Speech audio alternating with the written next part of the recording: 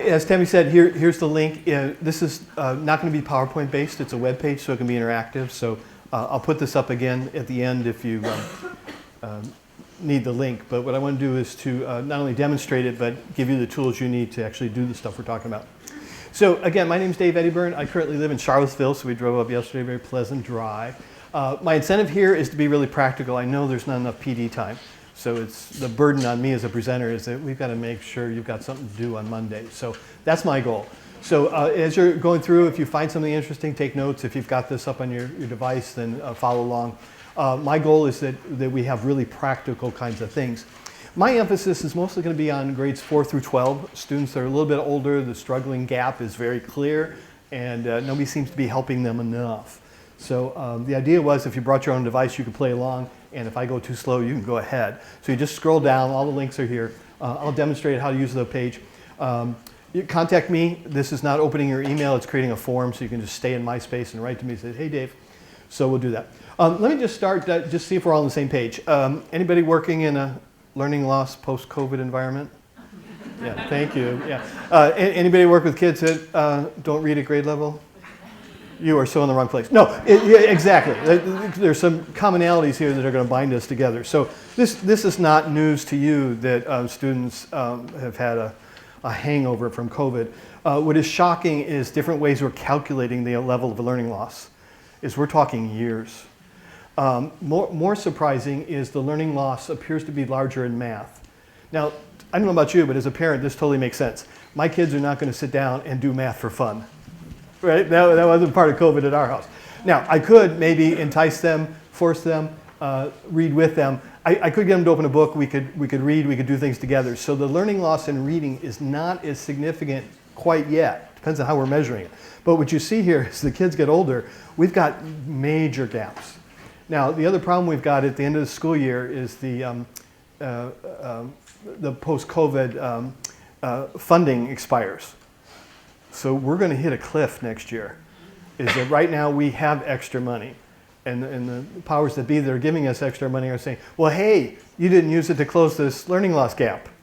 Yeah, it's like way bigger than we thought it was, right? And again, if we're doing what we've always done, like, hey, come back to school and we'll pretend it's 2019 again. Let me show you this data. From NAEP, National Assessment of Educational Progress, says students with disabilities are like way behind their peers. And this is not news because you can see it happened before the pandemic. And you can see now it's even bigger. It's like 40 points. Okay, so this equates to years to catch me up. Now again, we've been doing this for years. So let me just ask, when do I get caught up? So I'm a student with disability. When do I get caught up? I mean, special ed is so good, right? You get me into it. You give me special services. Does it work? Oops, not according to this graph. And so that's the challenge I want to do today. I want to break out of this because if you take what I suggest to you as the status quo of doing what you've always done, here's the result. Now, I'm beginning to see, I've been called into cases as an expert witness for the family. Hope I don't see it across that table. No, but the challenge here is that families are using litigation to try and say, my child's not receiving FAPE. So unless you're doing something magical, you don't have defense. That whatever you're doing, if this is the learning outcome. So the challenge I have to put on you is, what are you going to do different to help my kid? Because if you give me the same story that we've always been doing, I can predict the outcome. It's going to look like this. And we know this doesn't lead to really good outcomes in terms of employment, blah, blah, blah. All right, so let me just show you in some graph forms. I apologize, these are the tiny ones the Department of Ed gives us. But what you want to look for is the dotted line in the middle. Okay, that means you're proficient. Students with disabilities, way down. We just saw those scores. Students without disabilities, not doing much better, learning loss, right? English language learners, right? Got those in your classroom? Yeah, of course. Guess what? Almost as bad or as bad as students with disabilities, okay? Now we can break it out by ethnicity, and the same is true here. Native Americans, blacks, Hispanics, 2 or more races, it's all gross underachievement, okay? So with all that happy news, kind of feels like I suck the air out of the room here. Okay, all right, that's the context. Is we need to do something different. And that's the exciting thing about MTSS, RTI, UDL, is it offers us promise. But we've been messing around with UDL for 25 years. It hasn't shown up in the graphs yet. Okay?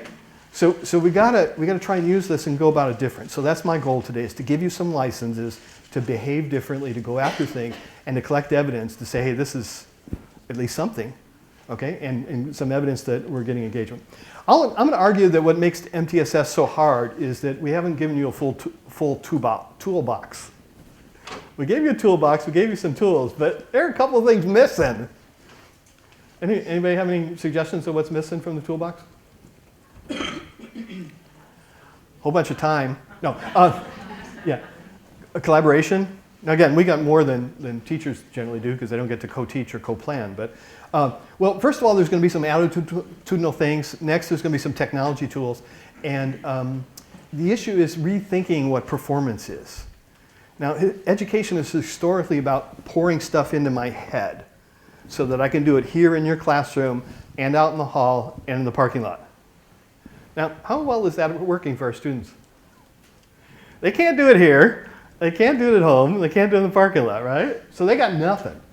So we got to kind of change that paradigm here about, and the way we're going to do that is we're going to talk about making differences ordinary.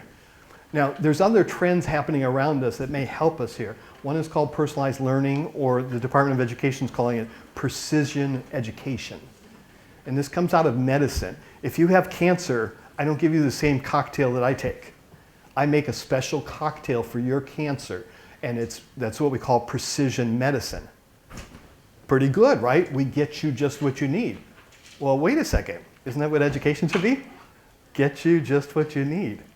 Okay? So there's some things happening, and again, technology makes that possible. But so anyway, there's an article here. This would be a good intro article for new teachers or for just our staff. The goal is differences are ordinary. Okay? Now the problem in education is when I do one-size-fits-all lesson planning, you're an outlier.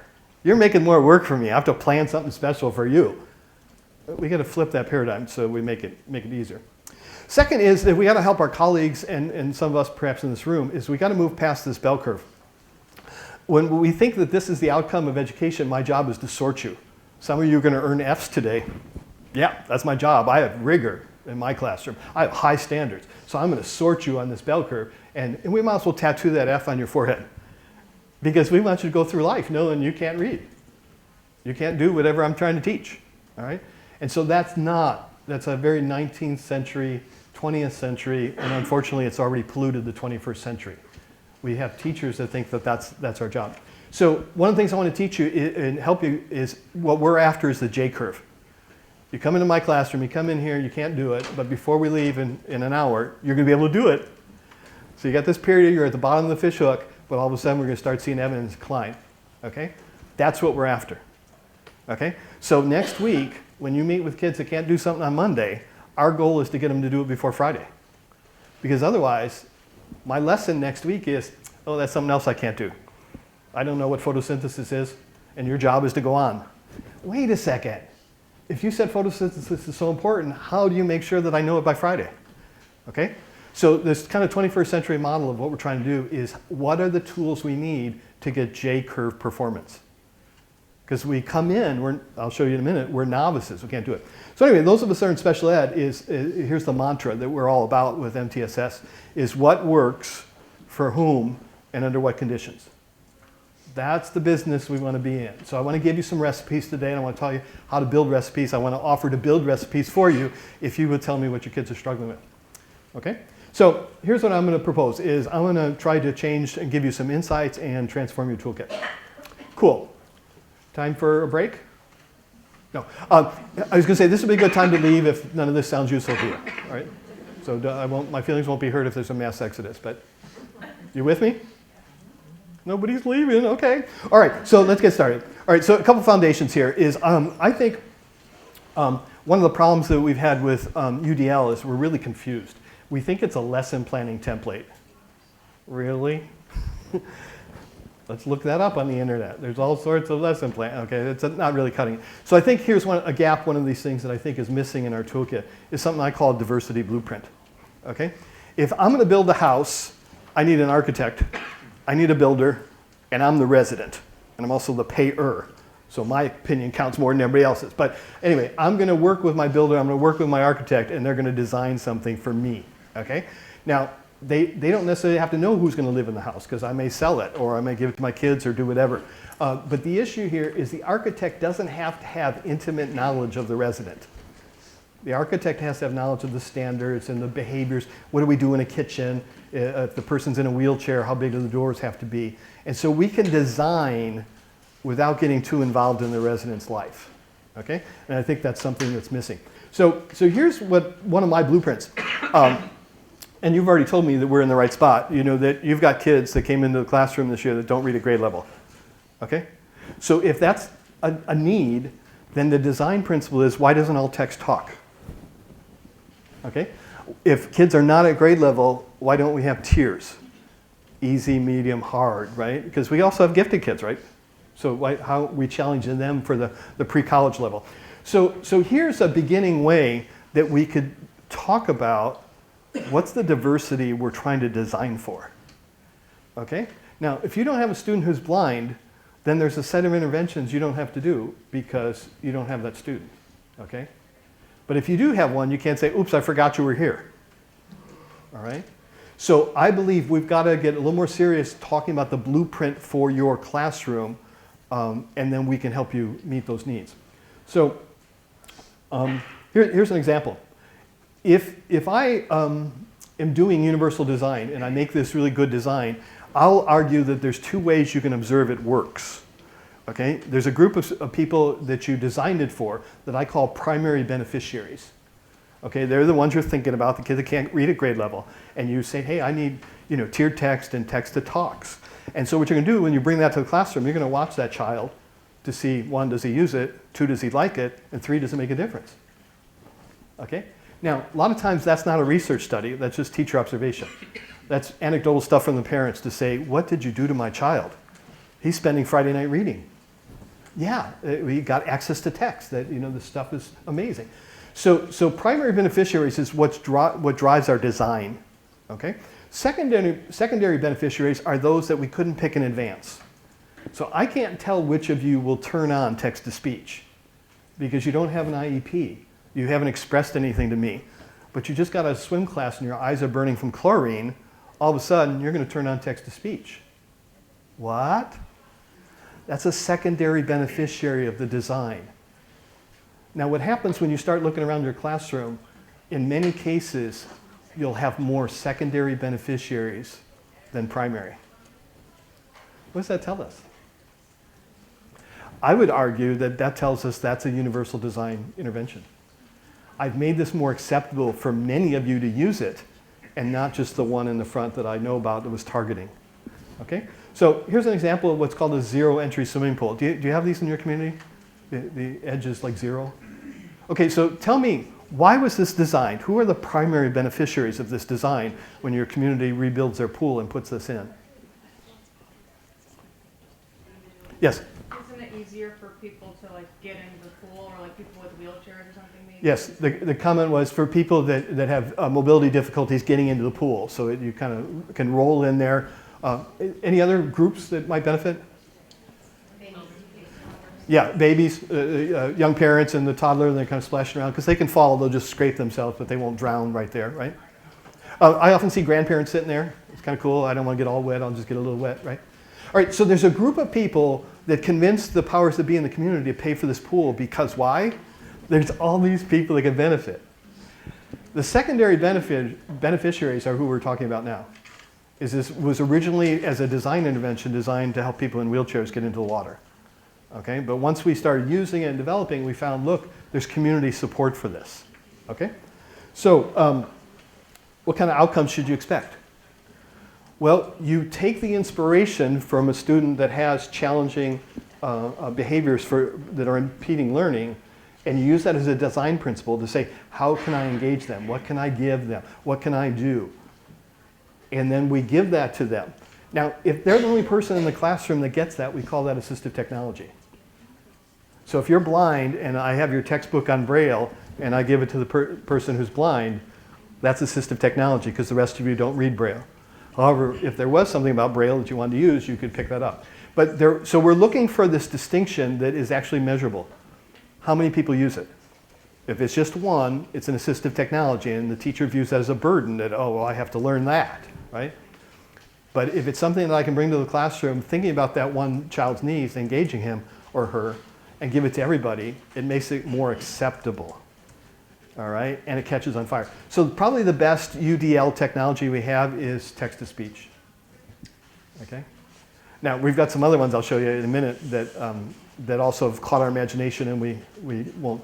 Now, again, if you have access to this, want to click on this, or if you want to do it later, I've got a little link here to a Google form. And what I'm asking is how many students you have in your classroom, and then a whole bunch of check boxes of what are the types of diversity that you have in your classroom. And what this does is, and you'll get a copy if you click the link at the bottom, what this does is it gets you a diversity blueprint. Is I can now help you design a set of interventions to meet the kinds of students you have in your classroom. So that you don't say, oops, I forgot you were blind in my classroom.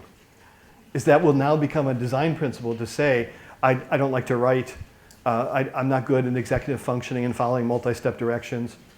I don't do well with paper and pencil. I need digital kind of stuff. I need immediate feedback. So don't give me 20 math problems and tell me in 3 days they're all wrong.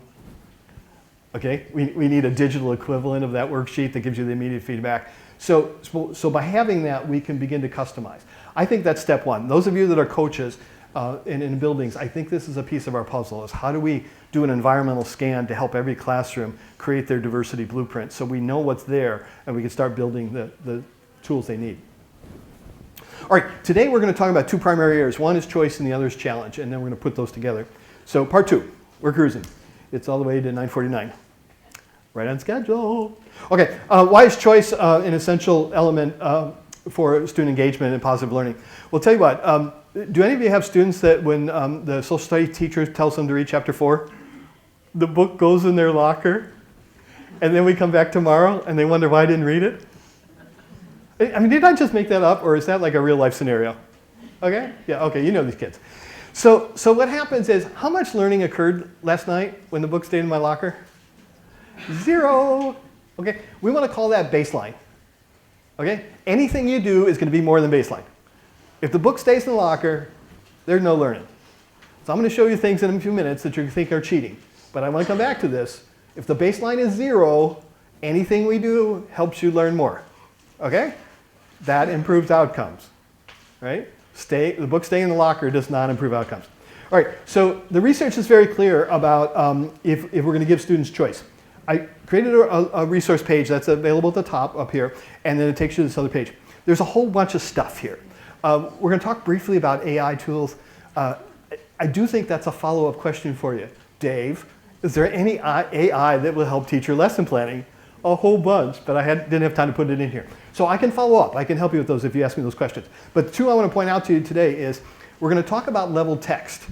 To say, I need this text at 5 Lexile levels. Guess what it does?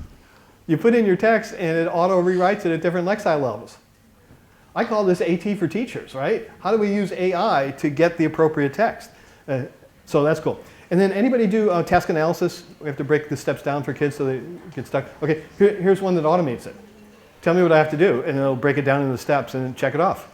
Whoosies! Okay, all right. So that is some of the good stuff we're going to do today. All right, so here we came to this page because I wanted to teach you about choice and challenge. Here are some articles. The PDFs are here because I know you don't have access. These will go away at some point. The reason I can give you this today is this is fair use because we're in class together. We're in class together on video? Yes. Okay. Anyway, some articles. We're in this section here, so look at those. Books, MTSS centers. Those of you that are coaches, equity is a big issue, so here's some frameworks. Evidence-based practice from what works, more tools for coaches, how we do inclusion, measuring outcomes, some reports, templates. Intervention Central, any school psychologist. This is, great playground here of ready-to-use stuff, and a little bit about UDL. All right, so if you need the evidence base about, hey, somebody's saying that we shouldn't give kids choice because we have a state standards to do, there's some articles there you can read. And again, if you get those kind of challenges, contact me and I can help you. All right, so what's the implication for practice? Because we're busy people. If there's no engagement, there's no learning. Okay, so we're going to try to do this. Now, if you work in elementary, middle school, one of the tactics I can give you today is tic-tac-toe. Okay, and so what this does is it changes my role as a teacher into instructional designer. Rather than making one-size-fits-all assignment, write a 5-paragraph essay. I really like that. I have rigor. You're going to have to write a 5-paragraph essay to get into college, and so I'm going to teach you that you can't do it. No, sorry. I'm going to teach you that you've got to meet high standards, right? Isn't that fun? In hiding behind my cape of rigor, I'm wrapping myself up in a blanket of invisibility that you can't touch me.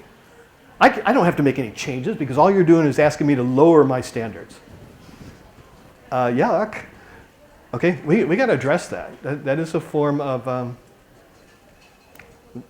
something. So here's what we're going to do, is if you're buying into this, the way to reach diverse learners is tic-tac-toe, where the design principle is give me 9 ways that I could show you what I know. So you're the one coming up with the 9 ways. These are all acceptable to you. However, when you pass this to me, my job is to pick 3.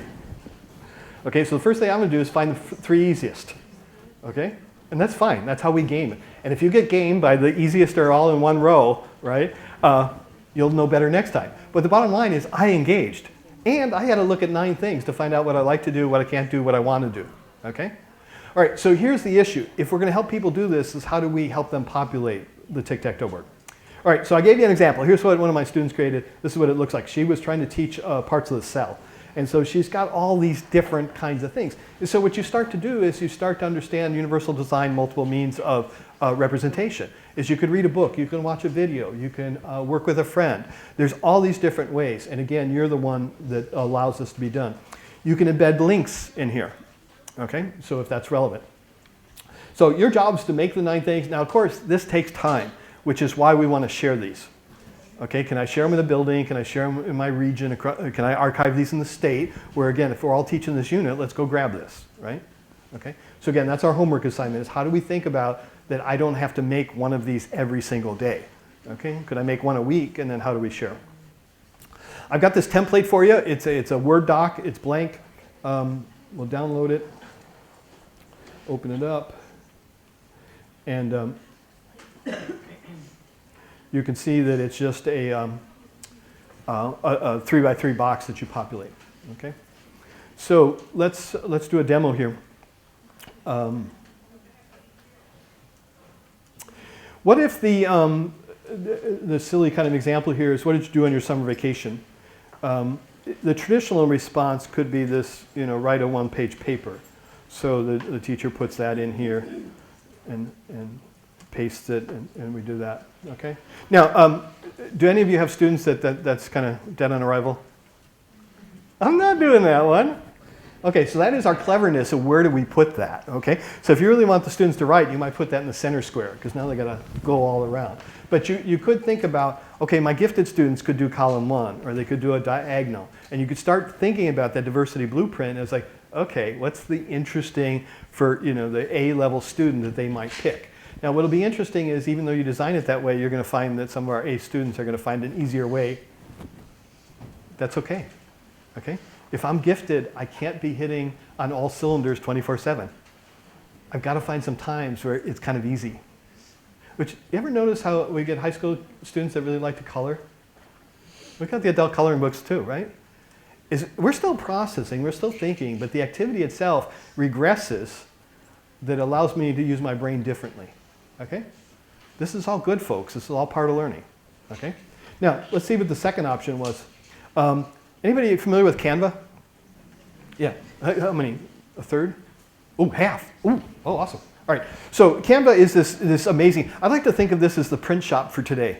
You don't have to know anything. You pick and you fill in stuff, and it looks professional, and it's amazing. And they're going gangbusters because it's like anybody can do things. So designers are a little upset because they're putting us out of work, right? You used to have to pay me to make these special designs. Well, look, we made it so easy. Whoops. We made it so easy that what? I choose to do it, I like doing it, and I look for ways to use it more. You ever have that problem in English class? Ever have that problem in math? Teacher, what else you got? I've mastered all this algebra. You got any trig for me? No student has ever said, yeah, okay. All right, so anyway, here what you got is create a postcard about one highlight from your summer vacation. Now let me just ask you is, do any of you have a student where that might be the relevant activity that they could pick? Yeah, okay. So again, it goes back to our diversity blueprint. Otherwise, we're just shopping for toys. I'm putting it on here. The reason I pick that is I have some students that are not very verbal. Okay, so writing a 10-word postcard is going to be a lot.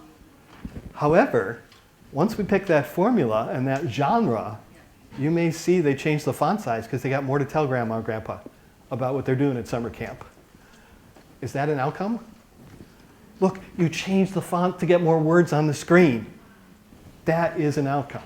Now, whether I can do it every day or not, we don't know, but that is a data point we want to keep track of to say, this was working. Do you get it? Now, here's the other thing about something like Canva, is this is a tool for life. Okay, because I can go home and use this, I can show mom and dad, I'll get all this credibility now from the family to say, holy cow, look what you can do. I just made, guest invitations for whatever.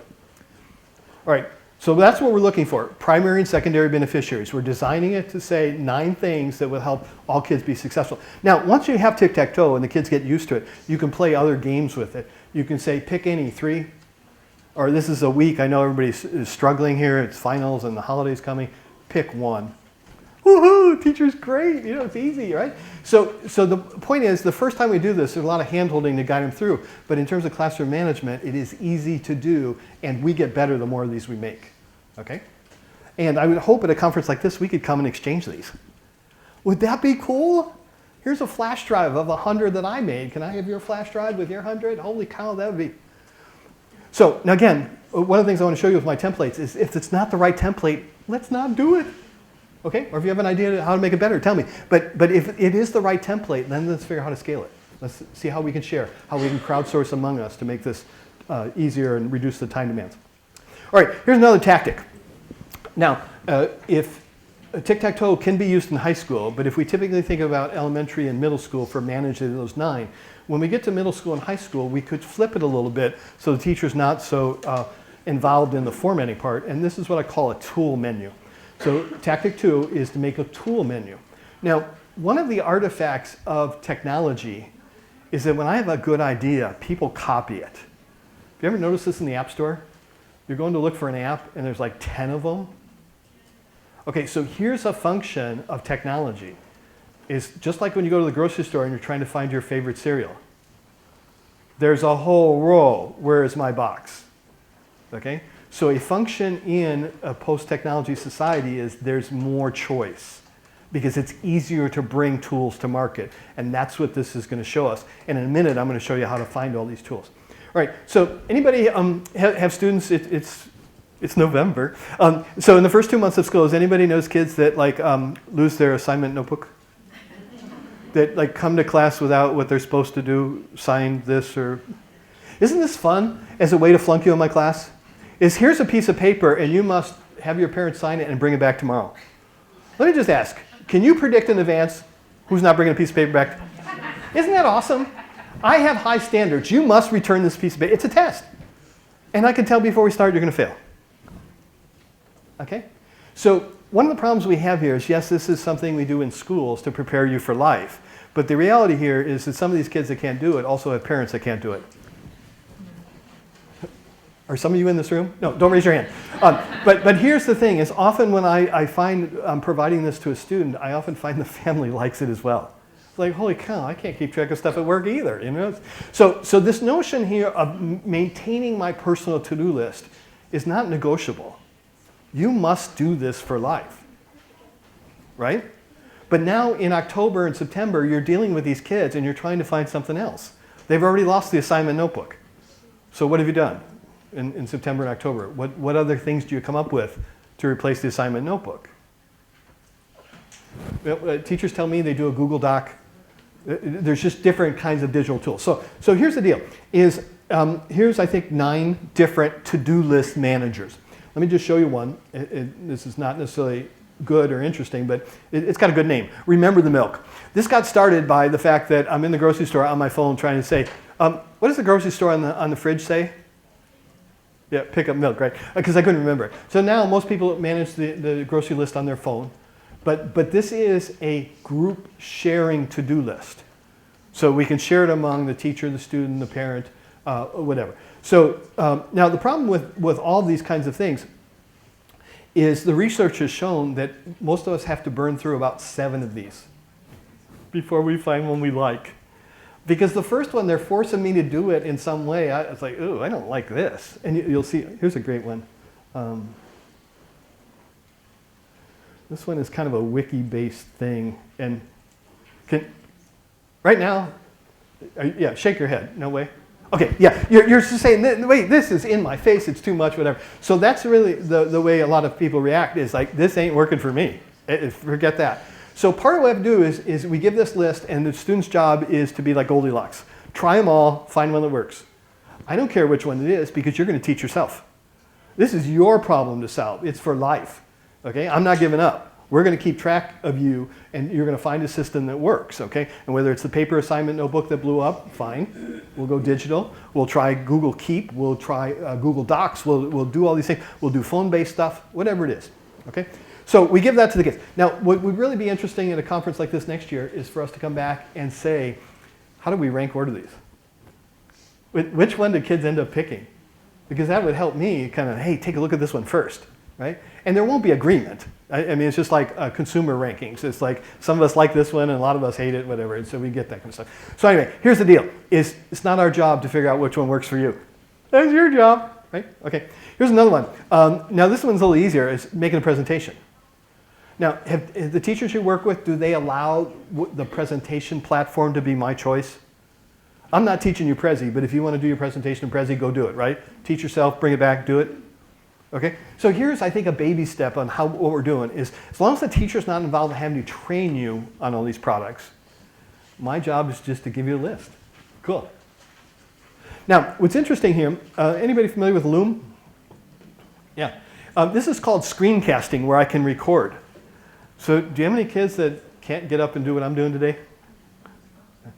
They could pre-record it, and it plays like a movie. And here's my presentation. Cool.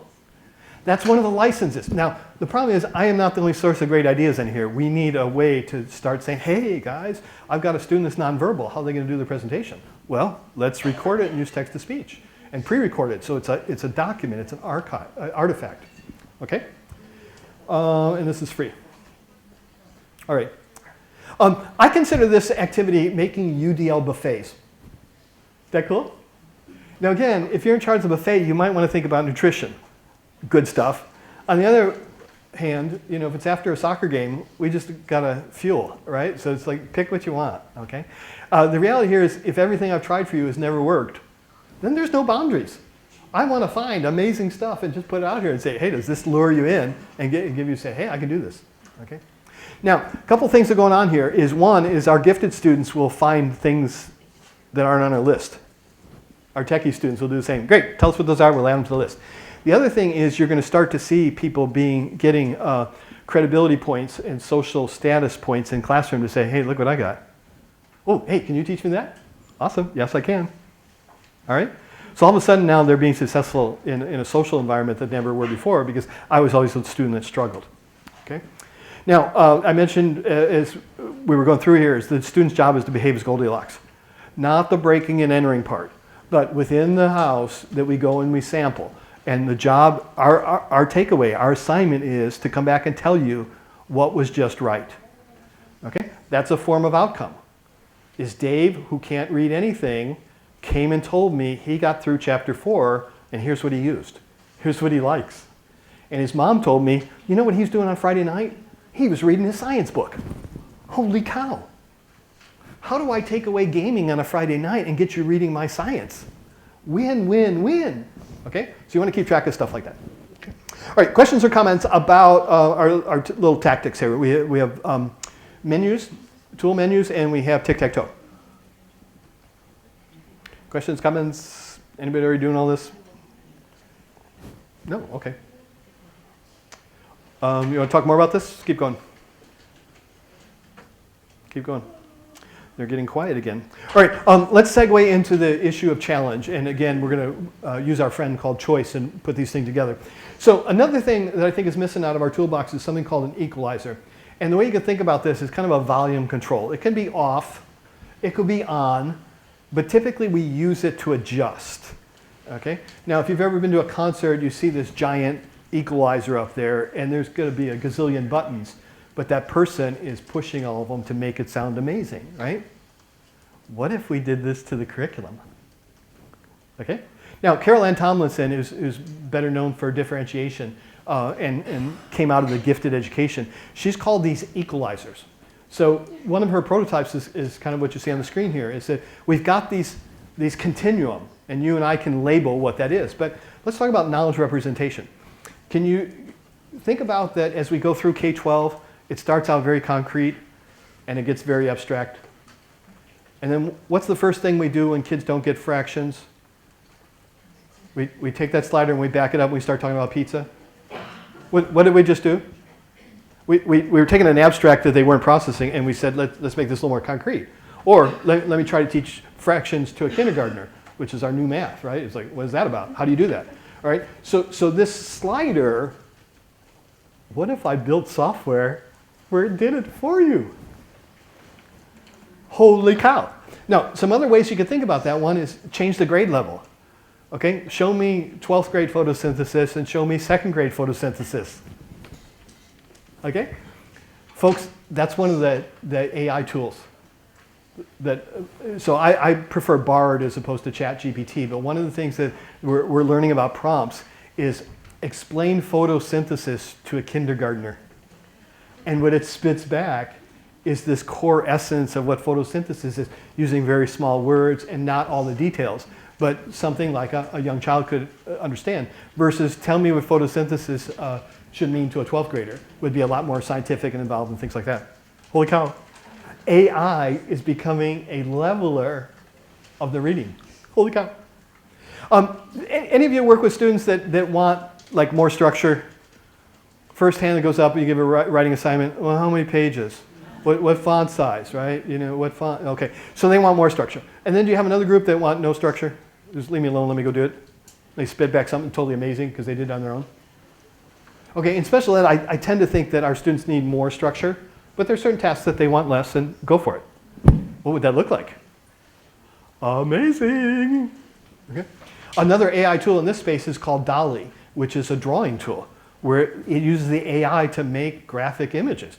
And I didn't bring that. I've got another one that you basically, I can't draw a square, and you could see that on my image, but it takes that and then fills in my map, or my picture.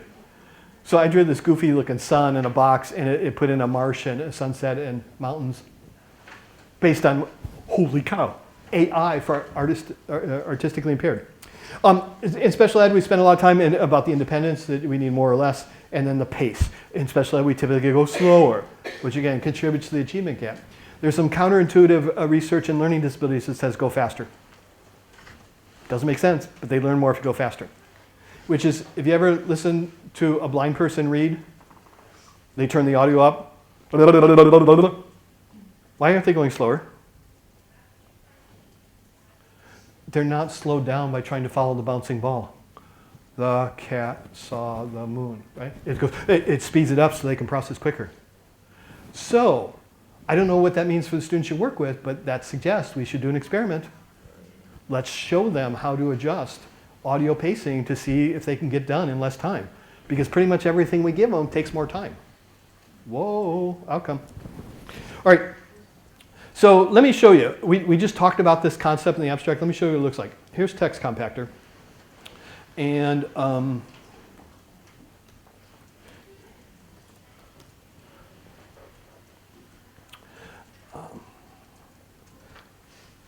so I want to go look up the Hershey Company.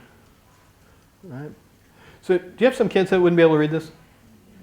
Yeah, pretty much, right? All right. So let me copy some text, and this could be chapter 4 in your science book. So here's some text that they don't want to read, can't read. And so text compactor says type or paste, right? So I just pasted that. And then looky here, we got a slider. Watch what happens. is going to rewrite this article down to, because I don't really want to read this, to 5%, and whoa, done with my homework. Okay? Now, we can debate whether that is the most important, and then maybe we can talk afterwards if you have that concern. But the reality here is this is the first thing kids will test on this, is what is a 5%? Because I'm tired of my homework. Let me be done. Now, again, if I still have students that can't read this, I can copy and paste this to a text-to-speech program. But typically what we'll find is that students will try to struggle. It's like, okay, this it's a company that makes Hershey's bar. Good. Oh, and they're in Pennsylvania. Done. Excuse me. Do I know more than when the book stayed in my locker? Learning outcome. Okay, so here's the deal, folks, is I don't want you to get fired. But the license I just gave you is you've got to do this because there was more engagement than yesterday. Now, does this mean I passed the 100 questions on this article? Probably not. But I'm going to get a higher score than when the book stayed in my locker. Okay? Now, here's the other thing to notice. If you give this to one kid, the whole class is going to get it. Why?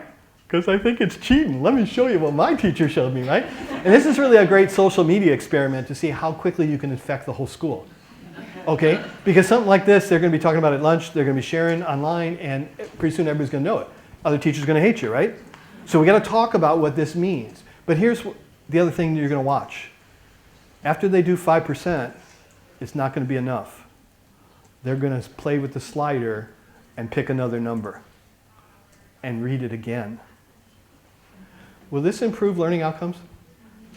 What did you just trick me into doing? You made this so easy, I'm like, this is great. What else you got? Okay? Now, almost never will kids leave it at 100% because they don't want to be the teacher and know it all, right? But they'll play with some number here to figure out what's just right. And is that a good outcome? Yeah. Well, if we talk about this as tools for life, it totally is. If we get bogged up in the cheating in schools, then we got a problem. Okay? Now here, yes, comment. Question. Is there an audio to this as well? Not built into this page. So, okay. So we have to copy and paste it. The question was, is there audio? And so, so we've got some links to other products, but you could, you have to manually do that. Now, there's other tools like this. There's AI tools now that do with summaries. And there's, some of these new tools have an audio button right on the page. So you're exactly right. And depending on your device, you could use the OS audio, text-to-speech. So if you turn that on, you can do it. Yes? Well, there's Chrome tabs that you can have text and it'll read any web page for you, and you just have that open. So the comment was there's also Chrome tabs extensions that you can do the same thing, that you can highlight any text on the page and it'll read that. Okay? So that's the next level here of how we do this for a child. Is like, are you Android? What kind of computer, what environment, stuff like that. But you're getting this. You're seeing the pieces. Yeah, cool. All right. Yes? So I'm kind of going back to the choice board. And the thing about the choice board, the teachers that I would work with would be like, well, how do I grade each of those 9 squares? Yes. What's your pushback for that? Or like, what's your comment for that? So is the question, it's too much work for me that I have to come up with 9? Or like, do I need a rubric for each activity? Or Yes. like, am I grading each activity? Like, what I'm hearing from you say is that it's you're getting engagement to increase student outcomes. Question was, is how do we go back to making a choice board with 9? Do I need a rubric for grading each of those? Somehow, now a lot of teachers will just simply check that you did, the first row or a diagonal, and or that you can earn 30 points on this, and as long as you did 3 in a row. And so we're not trying to create hours of grading. We're trying to look at this level of engagement and quality of product. Again, we have to remember that learning is about practice. So it's not like, these don't all have to be summative performances like a recital. It's just like, let's do this and kind of see where it's at. So yeah. I got a thumbs up, so we're kind of on the right page. Okay. All right, so that's text compactor. So that's a slider. I also want to take you back to, remember our little tic-tac-toe thing we were just talking about? Hey, down here in the corner of Word, there's a slider. What does this do? It's a zoom slider. Changes the size of my page. So isn't this cheating? Wait, You're enlarging the page or the text, the information, to the size that's what? Just right for you, so you can do the task, right? Because you forgot your glasses in the car and you don't want to go out and get them, right? Let me make this super large. Look what we've got. We've got inclusive sliders that we can all use. So one of my comebacks, I thought the question was going to be, was that cheating using a text compactor kind of thing? Is a slider was specifically developed to try and change text complexity. Now again, we can talk about the algorithm of how it works, and I can share it if you're interested, but I won't use time now. But this notion of once you know about sliders, you're going to start to see them lots of places. And so there's 3 ways we can use sliders.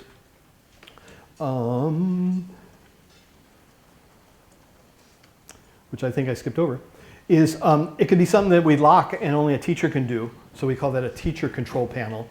Or it can be a student control panel, like a preference. You know, how big would you like your font? What level would you like your text? Or it could be a control that's dynamically set based on your data. So it's smart. Okay? So people are working on all 3 of these. Okay? So I want to orient you to is let's start looking and asking for this. Now again, as we write more level text, I have less need for this to do it on the fly. This is ideal for things I need access to on the fly. So current events is great, a textbook is great if it's only one size fits all. But other times we're finding things already leveled for me. Okay? All right, one more example of a way to design using equalizers. This is probably more at a state level for curriculum committees. But look what I did here is we've got this curriculum standard in English language arts about understanding Shakespeare. And we're going to use the play Romeo and Juliet. Those of us that do curriculum modifications, is this like a nightmare for students in that course? That we're assigning this and you have no background independent reading skills? Okay, so here's the notion of making an equalizer is by using this, I used 4 steps. And what you'll see here is left to right, it's easier to harder. Now, I can tell the class this, or I can tell individuals, just do the box on the left, or gifted students, just do the box on the right, because that's college level challenge. Okay, those 2 boxes. But there's 2 ways. I can get you access to the text, or I can get you access to the vocabulary. And there's different ways. So Romeo and Juliet for Kids is a special kind of graphic novel version of a book. No Fear Shakespeare comes from Spark Notes. There's summaries. Now again, some people will push back as, well, you're not getting the pleasure of enjoying Shakespeare.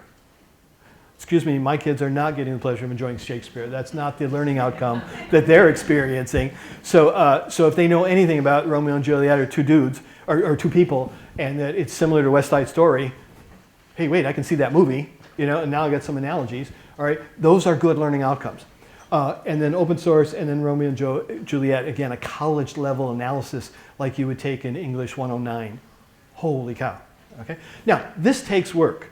This is one of the pushbacks here about how much work this takes. But the bottom line is once we align it to standards, we can all use it, okay? And we're pooling our group intelligence, crowdsourcing our information to say what are the best tools for kids that struggle, okay?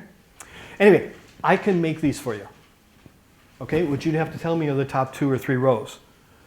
And if you can, then I can work using resources I'm going to show you in a minute, or I'm going to show you how you can make them if you'd like. But again, I find this very efficient as a way of building equalizers into the curriculum. Now, the other part about grading is that if we do a check plus minus instead of an actual score, or we give, you know, you can earn as many points as you want, 10 for each column, and I'll give you, 10 points or whatever. So we'll have to kind of figure out the grading part. But right now, we're just focused on getting access to the curriculum. All right, where all this is headed is we have to recognize the journey we're on as learners. Okay? So when I come into this classroom and I don't know anything what you're going to teach me about today, I'm a novice. And the character, and you can learn more about this with this link, but the things about the novice is I don't know what the words are. I don't know what the questions are. I don't know what to do next. I don't know what's a lie. I just have no idea. Now, if we do this badly, there's going to be a learning outcome. You know what it is? I hate science. Gosh, would it have been better if we not had even taught science than to have this artifact that you learn you hate science because of 4th grade? Okay, so our challenge here is that this is a continuum, and that if this is really important, you got the rest of your life. As adults, we get to decide when to check out. If you're trying to learn about beekeeping in the backyard, you can decide if this is a 5-hour project or a 100-hour project, right? After you buy all the beekeeping equipment, you decide, hey, I hate this. That's on you. You built that hobby. But the bottom line here is there's nobody telling you to stop. You're saying, I learned enough. My bees are growing or my bees died, whatever. So this is the journey. We want to go from left to right, and it's incremental. If we do this wrong, you opt out. Folks, I think this is what explains the achievement gap. I spend all day in your school learning what I can't do. I'm not going to school. What do you mean I get to go to school after I leave high school? No way, right? What do you mean I can learn to do science? Citizen science, what is that? I'm not doing that, right? So we got a problem here about how we deal with an interruption on the journey when students hit a wall. And so the core principle number 2 is we can't make something too easy. Okay? We need initial success. This is the J curve. We need you to be able to do it some way by Friday. So if you can find a scaffold, if you can find a technology product, in higher ed, I have to teach research statistics. Well, what I'm going to do is I'm going to teach you how to fill in a web page with your numbers, click a button that says compute, and tell you what your data means. Okay? Here's a t-test, and this is what it means. At group 1, learn more than group 2, right? You're done. It takes 5 minutes. Now, do you understand all the constructs? No. But you were able to get your own data, ask a question, and do this. Now again, if you stay with me, I can teach you to do the calculation. I can teach you how to find errors and things. But that suggests that you're wanting to advance. But if you're in a hurry to get through this master's program and get your degree, then just give me the webpage. I'm done, right? Now we may not like that, but that's lifelong learning. Is I'm in charge and I'll tell you when I've had enough at the buffet, okay? Now, there's links that we went back on the resource page there about evidence-based for this. The one by Suez looks at algebra, where they recoded their entire algebra curriculum to, what are the colors on a ski hill? Black, diamond, black, green or something? Blue. Say- Black diamond, blue square, green circle. Green circles, black diamond, Blue square. blue squares. Okay, what that tells you, if you can remember that, is how hard the path is. So as a novice, you don't want to be on the black diamond thing. You'll get hurt, right? Or worse. So we don't have that for our curriculum, okay? And that's the issue when time is constrained. If I had all the time in the world to teach you Romeo and Juliet, we could get some outcome. But if we're only doing 2 weeks and we got to go on, we got to figure out how to get you on the J curve to some level that you know something about Romeo and Juliet when it's mentioned in a movie or in popular culture. All right, so here's the implications for practice.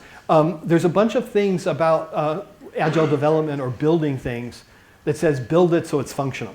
So again, if we're talking about mobility, let's give you a skateboard. Let's give you a skateboard with handles. Let's give you a bicycle. Let's give you a powered cycle. And let's give you a car.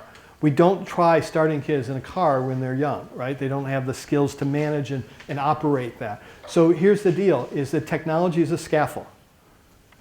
Okay, now we have to look at the question is, do I take it away from you? What we're trying to do is use technology as an access point to help you learn and engage and do things. All right, so I'll suggest that we got to be in the business of being in instructional design. Teachers are saying what kids have to know and at what level. But I'm going to give kids the freedom to pick the tools to show me how they know. And we're looking for really rapid response, like a J curve. Because what NAEP is telling us that kids aren't learning anything over time. Okay, so we got to break that. All right. Anybody heard of John Hattie? Yeah, he's a big name in the kind of evidence-based practices and stuff. This guy collects meta-analyses and reads them, and it's so fun. Anyway, ignore that. Anyway, he's in his analysis of like what works in schools. He's arguing that if we're comfortable with the status quo and don't want to change, that means we're unwilling to look at the trajectory of your life, and that I like the privilege I have, and my job is to keep you in your place. Okay, I need 50% of you to be minimum wage workers so that my life is comfortable. Okay, now, I violated some social justice principles there, and so if you don't agree with that statement, the issue here is we've got to break that privilege and that power that says, I'm in my cape of rigor and you can't tell me what to do. If what we're required to do is in 5 days show a J-curve that all kids can do this at some level, then we need a different set of rules. So what Hattie talks about is one way to think about our work is in terms of R&D, research and development. So no matter what you did today, you learned, and I'm sorry there's so much text here, but I'll just let you browse that. A couple highlights. What you learned today is what worked for some kids. And then we want to zone in on the kids that it didn't work for. And your homework for tonight, teacher, is come back with something new tomorrow. So what he's arguing is that part of our work as teachers has to be in the innovation space. And this is completely wiped out by the evidence-based pressure we get that, well, show me the research this works. In R&D, we don't know if it's going to work. But that's your job to come back tomorrow and find another way. And then Goldilocks has got to try it out and say, hey, is this better? No. Okay, you got more homework tomorrow night. Find something else. And we continue that search to find a way to do it. It strikes me, folks, that's the essence of an MTSS problem-solving team. Is that, okay, here's some things we know work, and let's find out if it does, we're good, case closed. If it's not, we got to keep looking. Okay? And that's where you have to do your pooled group intelligence or consult outside people, whatever. So anyway, he's arguing is that our attention to what doesn't work is very helpful because it's keeping us focused on outcomes. Okay? So I've got an article here if you want to read about this, but let me just show you the pictures. Text simplification, let me show you the picture. Okay, sorry. So what we do here is we ask a task, like, okay, if you read the chapter, here's 5 questions, okay? And if you get them right, that's good. If you get them wrong, that's not so good. So what we do is we graph this. If we just graph it without the technology, let's look at the one on your right. Can the child do it? Answering the questions about their reading? What does that blue graph show you on the right? They can't do it, right? So now I gave them some technology, which is the red. It's called text-to-speech. And so what happens to their performance on the comprehension questions when the text is available in speech form? It goes up, right? Now, why do we keep taking it away? We want to see if they're learning it. So what happens is if you see a graph like on the left, what is that telling you? On Monday, they couldn't do it. Without the tech, they got 10% right, and with the tech, they got 30%. Can we all call that an F? That's not high standards that they're meeting. But what happened by the end of the week? Well, with the tech, they're getting 90%, and without the tech, they're getting 80%. What's going on in your classroom this week with this child? This graph illustrates learning. Okay? It was an initial problem, but it wasn't just an access problem, because what happened is they grew to be able to do it all week. So this is an instructional problem, is nobody ever showed me how to do fractions. But you taught me, and then I got the tech support, and I can do it. Whereas in this case, what's happening? When you take away the tech, they can't do it. All right? What you're seeing on the right is a picture of augmentation.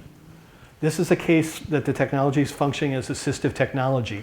I can't do my job without my tech. What you're seeing on the left is it was a learning access problem. Once you taught me, you take away the tech, I can do it here, outside in the parking lot. Cool? All right, so this little article will get you, it's very simple. You get a basic curriculum measure. You keep measuring it to see how they do. Folks, this is how you'd win a FAPE case. 1, you're doing something. 2, you got graphs. And 3, we're making decisions. Either on the left, you don't need it because you've learned it, right? You've got into this. Or on the right, we got to buy whatever this technology is because you need this for life. And this is not just something that's fun. You need it. Cool. Questions, comments?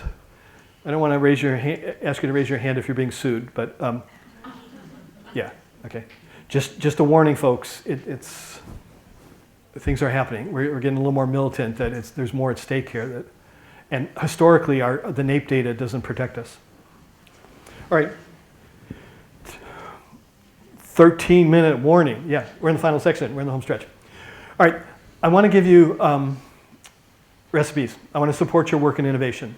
And 13 minutes, it won't be enough. So I'll give you my home address. No. My recognition is that people are very busy. My recognition is that it's not teachers don't recognize academic diversity in the classroom. They know there's a bunch of kids that are not meeting their needs. The reality is nobody's helping them. They're not finding tools. They're not assisting in planning. Everything I just showed you is you can do this. Yeah, like when? I'm already working 60 hours, right? So when do we get to do it? So we've got to have some collaborative conversation. So my solution in this space is what I call intervention menus. What we're calling today are recipes.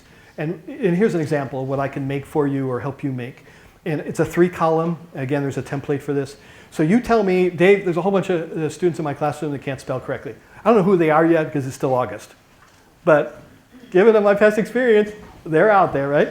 All right, so part of us then would do the middle column, or what are the different strategies we can do? So we can use a handheld spelling checker, we can use Word. Again, Word doesn't work if I have dyslexia because my spelling is so gross. I can use specialized dictionaries like for young children. I can use word prediction that types it for me. I can use special LD type spelling software like Ginger. And we can bypass all this typing stuff and just do speech to text. Okay, so this. Now, what's interesting is that these first 2 columns, teachers can tell me, but they don't know the tech. So that's where I need AT and IT people to help me fill this in. I need people that are doing creative technology. And if I open this up to the floor, we could brainstorm and add things, right? But here's the permanent product. I can share this. I can make a playbook. I can put these on a website.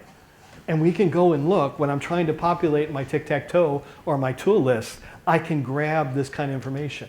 If I only have one student, I can come and search for a solution. If I have one student that's driving me to find this, I can put it on the tic-tac-toe, and guess what? Everybody can have it. I can put it on the tool menu, and you all have it, right? Because you may not need it, but your brother or sister might, okay? Let me show you. Here's one in math. You got anybody that students struggle to understand the math concepts? Okay, we call this kind of an early learning kind of thing. So one thing we do is often virtual math manipulatives. Here's a site. Here's another one that does it for you. Okay, it draws the manipulatives and tells you in the number sense. So you get to see 3 representations of what your math problem is. This one is actually good enough to get you through college. You can do this with algebra, trig, physics. It's called computational knowledge. Okay, so this is the kind of thing I want to show during parent open house because parents can use that at work. Has anybody heard of Mathway? This used to be called MathWeb, but they would actually, you type in the problem and they do it all for you. They show you step by step. Because isn't that why the math teacher says show your work? So I can give you a 0 if you used a calculator. I got the right answer. Yeah, but you didn't show your work, right? All right, this shows you all the work. Carries the numbers, all the jazz, right? Tells you how to do it, right? Here's another one. Have you heard about photomath? You hold this over the math problem in the textbook, you take a picture, and it solves it for you. Done. I call this AT for parents because I don't remember how to do that algebra, right? So you hold this over there, oh yeah, let me check your work. That's good, right? So here's the deal, is we're limited on these tools because I don't have time to play and do all this stuff. So again, if you would help me by filling in the first column, if you have ideas what the second column is, that's fine. But if you contact me, I can help you fill in the third column. Or if you have the third column, you're trying to figure out either way. All right, so how do you do this? One is I got a template, looks like this. You can fill it out. You can make these, do it yourself. But I want to scale this. So I'm going to argue that we have to collaborate, get all of us together. So again, if you can, in writing, tell me about this. What are they struggling with? Done. Send it to me. I'll send you back a finished menu. Cool? Restricted to the first 25 that respond, but no. Send me those.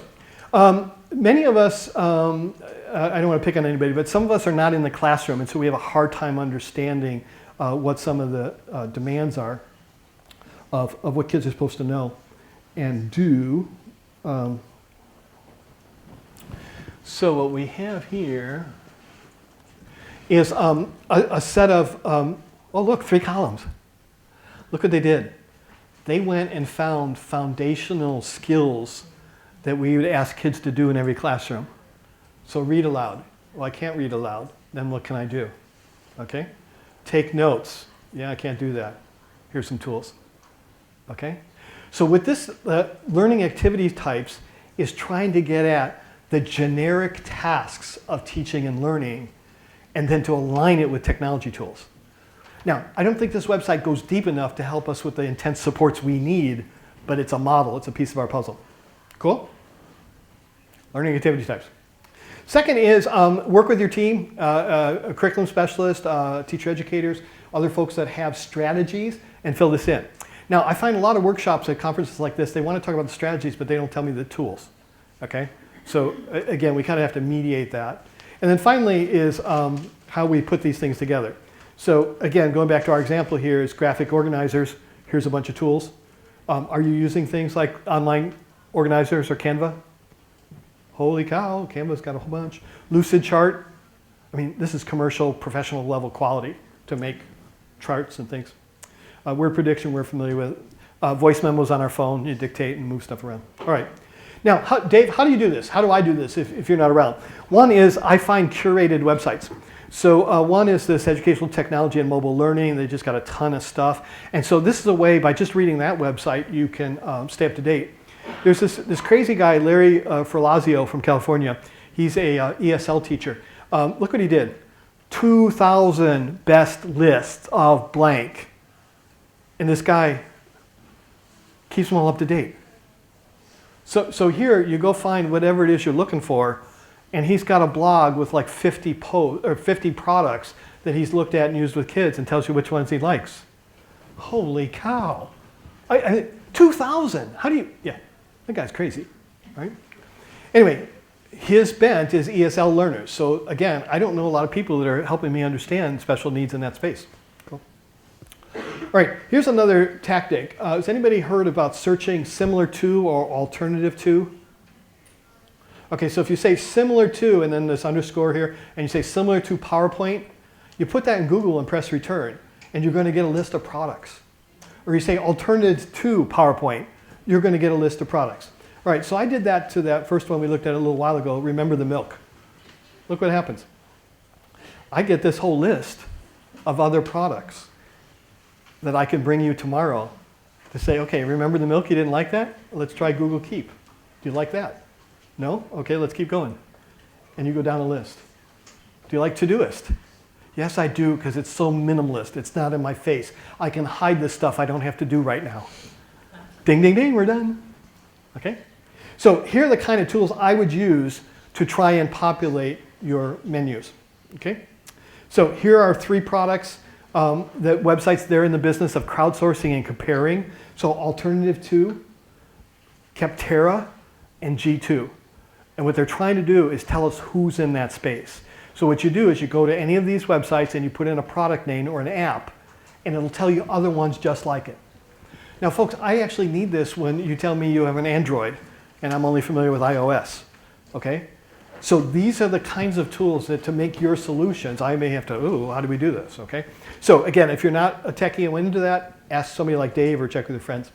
So here's how you can write to me. If you click on this, at the top of the page, there's this little form. It says Contact Professor Eddyburn. This is what it looks like, so you don't have to go to your email. You tell me your name, your email, and you write in what you want. Okay? You can't do an attachment yet, but you can write to me. But anyway, my email's on the page too as well. But the reality is I'm willing to help you guys because that is a time saver, but I'm also interested in trying to inspire you to say, is there something we can do collectively or help you as a group? Because if you're willing to make stuff and share, real quickly we could have any of the things we're talking about. All right, with that, we got 4 minutes for Q&A. So my final comments is I talk too much, but let's open up the floor. We'll have a microphone so that we can hear and get it recorded, but anybody have a question, comment, want to share? I'll try to answer. This isn't about the content, but did you say, is this going away? Like if a member wasn't here today and we wanted to like share, so this will, if I share this link. Let me put that back up here. Yeah, if you access it here. Good comment. Let me use my slider to make it a little bigger. Comments, questions, concerns. Anybody want to give me homework as I drive home? So instructional challenge, you're wondering what are some ways to go about it? I just want to say thank you. Wow. I'm speechless right now. Give that lady a microphone. Come on. Get that recorded. Start from the beginning. Wow, I am. I'm like absolutely speechless. I've been teaching a very long time, and I teach learning support students, and I've seen the pendulum swing since the 80s of inclusive classrooms, inclusion classrooms, part-time pull-out, core curriculum. My mind is like, I can't keep these kids up. And then we did COVID, which was fabulous for a learning support student. That was just like amazing. And so, yeah, we're trying to close these gaps. The pressure is there. We're so under the gun to get this done, not just learning support, but regular teachers. But you gave me permission to be like, guess what? We're going to do it, but I'm not going to fit that cookie cut you keep handing me. Because the cookie cut isn't working, obviously. The cookie cutter, what you're talking about, is about keeping me in my place in the line of 1 to 100. It's certifying it, Dave, you're at the 5th percentile. It's craziness. Might as well tattoo it right here. It's just craziness. Yeah. And so I can't wait to go back. I'm not good with technology, so I'm a little bit nervous. I'm not good. I'm not a techie girl, but I'm going to do it. I'm going to figure it out. I'm going to be clicking on your links. I'm going to be making these things and see if I can make a difference. This much is better than nothing. Well, and I have kids sitting in front of me after the first marking period that are reading 4 grade levels behind, and they can't add 2 numbers together, and they have no number sense. But you want me to do exponents and long division, and so I'm going to try this. I'm so excited. Thank you so much. Thank you. They're very kind comments. This is really amazing work, and Okay. It's a great place to get started. Okay. Well, use your networks about whether we can do follow-ups. One, I was telling Tammy before we started, I don't have enough tools for you in this AI space. So I said if we wanted to do a webinar later this year, that would be another way of how we generate these kind of things. But if you guys can be in charge of the first column, just tell me what the struggle, tell me what the diversity blueprint of what that looks like. We can build that, and then the experiment's on you. But as you said, I think anecdotally, I know who that kid is, and he doesn't do anything, and he's never excited. So that's all the evidence. I don't need a study. I just need mom to say, "Holy cow, what'd you do to my kid?" Yeah. All right, thank you so much, Dave. Thank you. Just for those of you who are interested, Dave is also speaking on the panel this afternoon at 3:15. It competes with my session. So as you're thinking about collaborations, do know that there are assistive technology specialists within your intermediate units, within your school districts. There's a network of them. We actually communicate regularly. We would love to help you think about this. The other thing I will say, unleash your students' learning. Let them help you with the tools that are available to them. They're immersed in it, right? So anyway, thank you again for coming. Hopefully we disrupted your thinking. No.